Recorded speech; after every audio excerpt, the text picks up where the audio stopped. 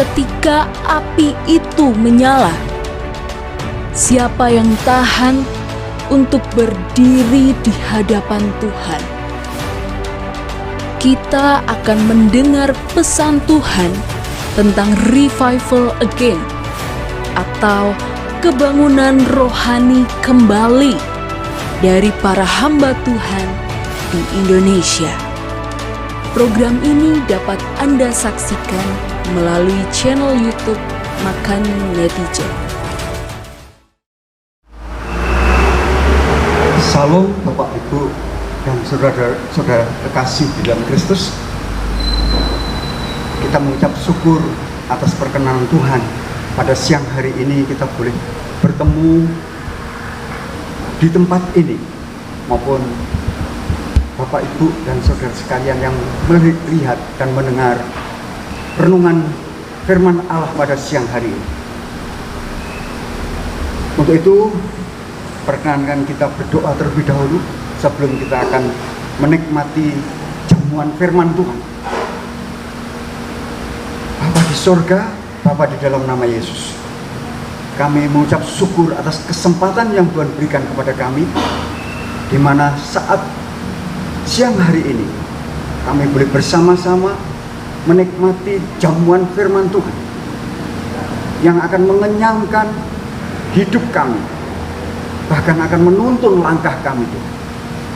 Urapi hamba-Mu yang memberitakan firman Tuhan, demikian juga setiap pendengar, pemirsa firman Allah, dimanapun mereka berada. Tuhan berkati. Terima kasih Tuhan. Dalam nama Yesus kami bersyukur dan berdoa. Haleluya. Amin.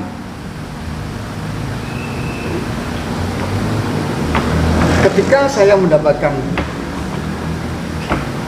undangan untuk menyampaikan firman Tuhan dengan tema besar, yaitu revival again, saya bergumul, Bapak Ibu,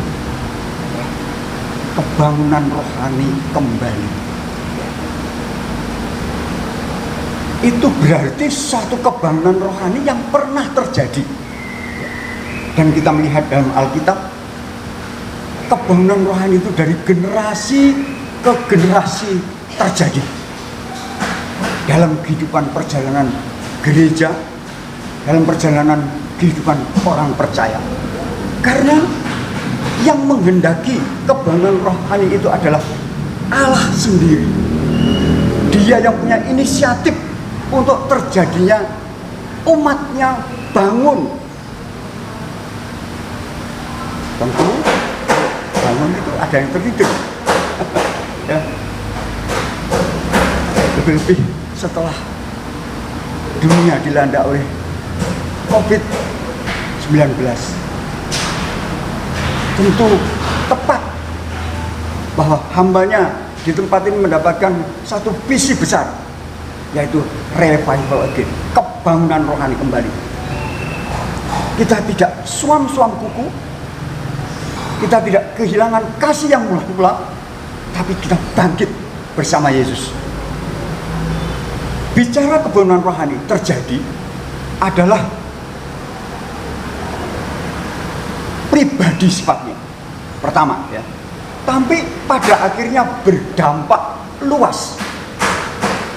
Ada pribadi-pribadi yang mengalami kebangunan rohani dan berdampak luas dalam kehidupan orang percaya. Jadi kebangunan rohani ditujukan kepada setiap umat Kristiani dimanapun berada, dimanapun Anda bekerja, dimanapun Anda melayani pekerjaan Tuhan. Allah sedang ingin memakai panjenengan semua menjadi alat yang memperkenankan hatinya Dia. Nah, dalam kebangunan rohani kami mendapatkan satu kunci, ternyata adalah diawali perjumpaan secara pribadi oleh orang tersebut dengan Tuhan. Kami percaya revival again ini adalah hasil satu pergumulan, pertemuan satu pribadi dengan Bapa di sorga, sehingga memberikan perintah untuk membuat satu tema tujuan, yaitu kebenaran rohani. Nah, inilah kuncinya sebenarnya, pertemuan kita dengan Kristus.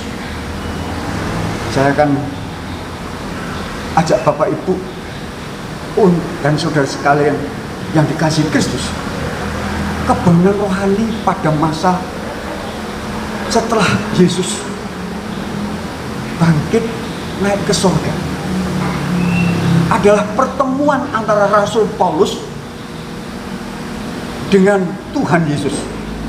Dalam Kisah Para Rasul pasal 9 dikatakan bahwa sementara itu berkobar-kobar hati Saulus untuk mengancam dan membunuh murid-murid Tuhan, ia menghadap imam besar dan meminta surat kuasa daripadanya untuk dibawa kepada majelis-majelis Yahudi di Damsyik, supaya jika ia menemukan laki-laki atau perempuan yang mengikuti jalan Tuhan, ia menangkap mereka dan membawa mereka ke Yerusalem.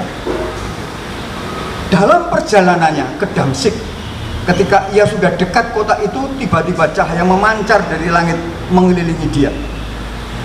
Ia rebah ke tanah dan kedengaranlah olehnya suatu suara yang berkata kepadanya, "Saulus, Saulus, mengapakah engkau menganiaya aku?" Jawab Saulus, "Siapakah engkau Tuhan?" Katanya, "Akulah Yesus yang kau aniaya itu." Dampak pertemuan inilah Paulus menjadi hamba Tuhan, dan lewat Ananias sudah dipesankan bahwa dia akan banyak mengalami penderitaan dalam pelayanannya. Firman Tuhan mengatakan, tetapi firman Tuhan kepadanya, kepada Ananias, "Pergilah, sebab orang ini adalah alat pilihan bagiku untuk memberitakan namaku kepada bangsa-bangsa lain, raja serta raja-raja dan orang-orang Israel. Aku sendiri akan menunjukkan kepadanya betapa banyak penderitaan yang harus ia tanggung oleh karena namaku." Visi, ya. Tuhan berbicara visi yang akan dicapai oleh Rasul Paulus, sehingga Paulus tidak mengalami keluh kesah ketika dia menghadapi tantangan pelayanan yang begitu berat. Jadi pemegang visi Tuhan yang pernah mengalami atau telah mengalami kebenaran rohani, dia dalam menghadapi tantangan pelayanan, tantangan kehidupan, dia tidak pernah menyerah, karena hatinya dipenuhi sukacita bisa melakukan itu semua. Betapa beratnya pelayanan Rasul Paulus, Bapak Ibu dan saudara kekasih. Dia mencatat dalam 2 Korintus 11 ayat yang ke-23, "Apakah mereka pelayan Kristus? Aku berkata seperti orang gila. Aku lebih lagi, aku lebih banyak berjerih lelah, lebih sering ke dalam penjara, didera di luar batas, kerap kali dalam bahaya maut. 5 kali aku disesah orang Yahudi, setiap kali 40 kurang 1 pukulan. 3 kali aku didera, 1 kali aku dilempari dengan batu, 3 kali mengalami karam kapal, sehari semalam aku terkatung-katung di tengah laut. Dalam perjalananku aku sering diancam bahaya banjir dan bahaya penyamun, bahaya yang dari pihak orang Yahudi dan dari pihak orang-orang bukan Yahudi, bahaya di kota, bahaya di padang gurun, bahaya di tengah laut, dan bahaya dari pihak saudara-saudaraku palsu." Masih banyak lagi disampaikan Paulus. Tapi Paulus teguh, tidak tergoyahkan. Apa sebabnya? Kuncinya apa? Kuncinya kita akan merenungkan apa yang dikatakan Paulus. Dia katakan demikian, "Sebab itu kami tidak tawar hati, tetapi meskipun manusia lahiriah kami semakin merosot, namun manusia batiniah kami diperbaharui dari sehari ke sehari. Sebab penderitaan ringan yang sekarang ini mengerjakan bagi kami kemuliaan kekal yang melebihi segala-galanya, jauh lebih besar daripada penderitaan kami. Sebab kami tidak memperhatikan yang kelihatan, melainkan yang tidak kelihatan. Karena yang kelihatan adalah sementara, sedangkan yang tak kelihatan adalah kekal. Ini pedoman hidupnya Paulus, Bapak Ibu dan Saudara yang kekasih. Dia kuat. Demikian juga ketika Bapak Ibu telah mengemban misi Tuhan, tantangan begitu luar biasa beratnya, ya, bisa dipakai contoh. Paulus memberikan keteladanan kepada kita. Supaya apa? Walaupun manusia lahiriah kita ini, ya khususnya saya, saat ini sudah 69 tahun, semakin merosot. Tapi ternyata manusia batiniah kita ini. Demikian juga rekan-rekan hamba-hamba Tuhan yang saat ini mendengarkan renungan ini, yang usianya sudah 60 ke atas. Mungkin mulai ada sakit di dalam dirinya, ya. Tapi ingat bahwa manusia batiniahmu senantiasa diperbarui oleh Tuhan dari sehari dan sehari. Ingat bahwa penderitaan yang ringan sekarang ini mengerjakan bagi kita kemuliaan kekal yang melebihi segala-galanya. Pandanglah Tuhan yang tak nampak, sebab Dia yang sanggup menolong Bapak, Ibu, dan saudara sekalian. Dimanapun Anda bekerja, dimanapun Anda melayani, kasih karunia senantiasa melimpah dalam kehidupan Anda. Untuk itu pesan Tuhan pada saat siang hari ini lewat renungan siang ini, Bapak Ibu, Paulus menasihatkan kepada kita, tetapi syukur kepada Allah yang telah memberikan kepada kita kemenangan oleh Yesus Kristus Tuhan kita. Karena itu saudara-saudaraku yang kekasih, berdirilah teguh, jangan goyah, giatlah selalu dalam pekerjaan Tuhan, sebab kamu tahu bahwa dalam persekutuan dengan Tuhan jerih payahmu tidak sia-sia. Saya hamba Tuhan, saya melihat sendiri, saya merasakan sendiri bagaimana jerih lelah kami di masa muda sudah dibayar lunas oleh Tuhan. Tuhan tidak pernah berhutang kepada kita. Jerih lelah kita tidak pernah sia-sia. Tuhan senantiasa menyertai kita, ada di samping kita, ada di dalam hati kita, yang menyertai dimanapun kita berada.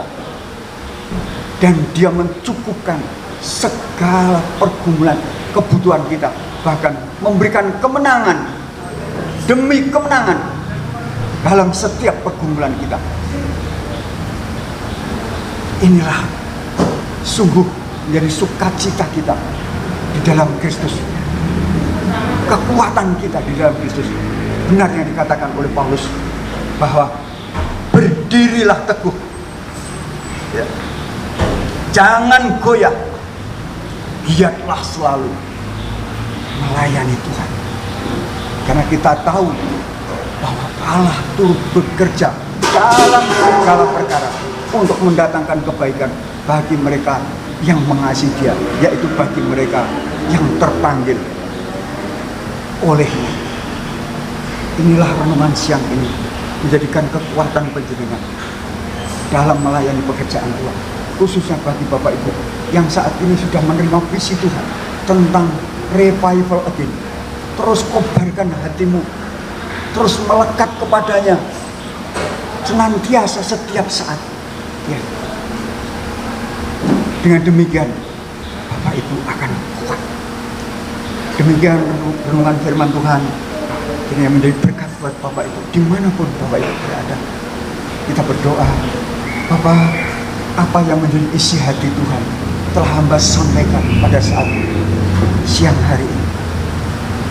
Kiranya firman Allah menjadi kekuatan dalam setiap hamba-hambamu, setiap anak-anakmu yang saat ini sudah bangkit rohaninya melayani Kristus di berbagai lini kehidupan mereka.